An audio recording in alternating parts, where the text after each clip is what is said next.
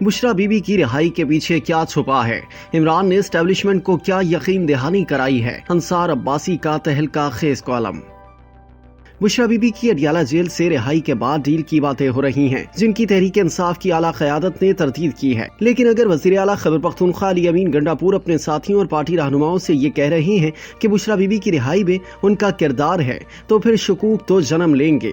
अंसार अब्बासी अपने ताज़ा कॉलम में इस बारे में लिखते हैं कि जब गंडापुर से मेरी बात हुई तो वो इस बात को टाल गए, लेकिन उनके तर्जुमान बैरिस्टर सैफ ने मुझसे बात करते हुए तस्दीक की थी कि गंडापुर ने बुशरा बीबी की रिहाई में अपने किरदार की बात की है। अभी ये पता नहीं चल रहा कि गंडापुर या इमरान खान ने बुशरा बीबी को जेल से रिहाई दिलवाने के लिए एस्टेब्लिशमेंट को क्या यकीन दहानी कराई है।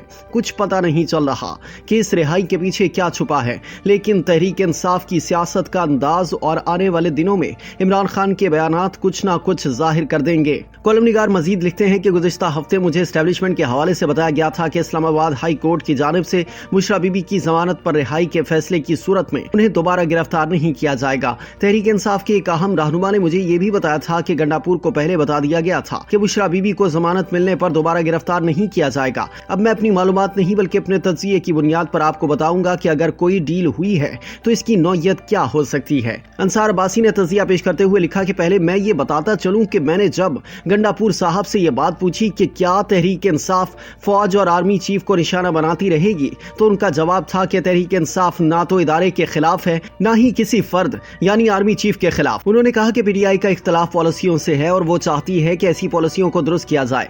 मेरे ख्याल में अगर बुशरा बीबी की रिहाई के पीछे कोई यकीन दहानी शामिल है तो उसकी सूरत कुछ यूं हो सकती है कि तहरीक इंसाफ फौज और आर्मी चीफ पर बराह रास्त तनकीद नहीं करेगी और इसके साथ साथ पाकिस्तान की मईशत को भी निशाना नहीं बनाएगी। आने वाले दिनों में पता चल जाएगा कि क्या ऐसा होता है, और अगर ऐसा हुआ तो फिर इसका मतलब है कि तहरीक इंसाफ ने अपनी पॉलिसी में बुनियादी तब्दीली कर दी है, जिसका मकसद फौज से बराह रास्त लड़ाई से इस्तराब करना है। एस्टेब्लिशमेंट के हवाले से बात भी हो सकती है और तनकीद भी, लेकिन गुज़िश्ता 2-2.5 साल की तरह फौज और आर्मी चीफ को बराह रास्त निशाना बनाया गया, तो इसका मतलब होगा कि कोई डील नहीं हुई। कॉलम निगार ने मज़ीद लिखा कि यह भी सबको मालूम है कि मईशत की बहाली हुकूमत के साथ साथ आर्मी चीफ की सबसे अहम तरजीह है, और अगर कोई बुशरा बीबी की रिहाई के हवाले से कोई यकीन दहानी कराई गई है तो इसमें मईशत पर सियासत और इसे निशाना ना बनाने की भी बात होगी।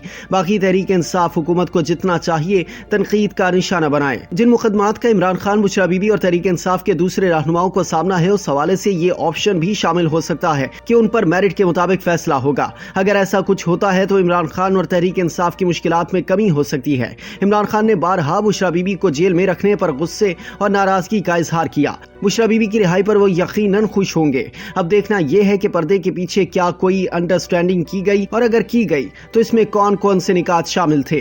तो दोस्तों, आप कॉलम निगार की बात से किस हद तक इत्तफाक करते हैं? कमेंट सेक्शन में अपनी कीमती राय से जरूर आगाह कीजिएगा।